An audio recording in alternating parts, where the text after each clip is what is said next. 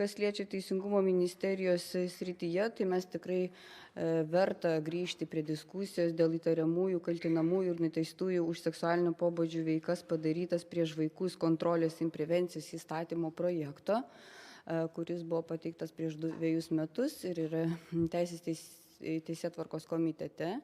Tai tikrai verta grįžti prie tos diskusijos. Aišku, yra ir už ir prieš daug dėl būtent viešinimo už tokius nusikaltimus, nuteistus žmonės dėl mūsų geografiškai mažos valstybės ir taip toliau, bet man atrodo ir šiandien diskutavome, kad verta prie to grįžti ir paieškoti tų sprendimų, būtent kalbant apie viešumą kaip didelę prevencinę priemonę ir žinojimą žmonėms siekiant apsaugoti vaikus ir nepilnamečius.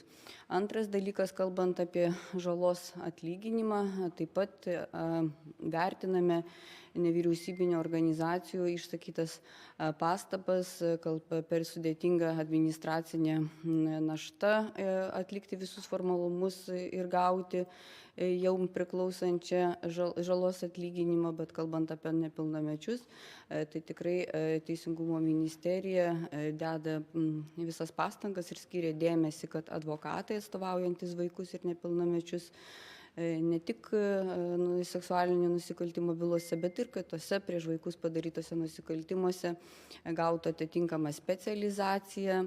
Buvo iškelta vaiko advokato idėja, iš tikrųjų apsvarstysime Teisingumo ministerijoje, išskirti ypatingą specializaciją advokatų atstovaujančių vaikus.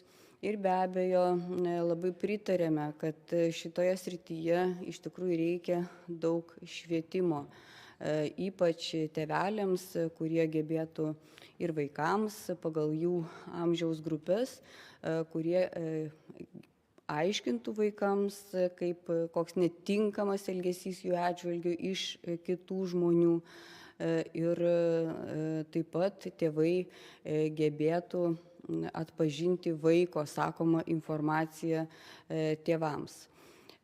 Kalbėjome ir taip pat pritarėme, kad taip pat verta pastiprinti ir galimybės žmonėms, kurie nori gauti psichologinę ar kitokią medikamentinę galbūt pagalbą, tie, kurie turi potraukį tokiems nusikaltimams ir aišku, tai ateityje pastiprinti ir šitą sritį. Tai mes kaip Teisingumo ministerija esam pasirengę teisės aktus reikalingus šitoms užduotims įgyvendinti, parengti, apsvarstyti ir surasti geriausius sprendimus atitinkančius ir žmogaus teises.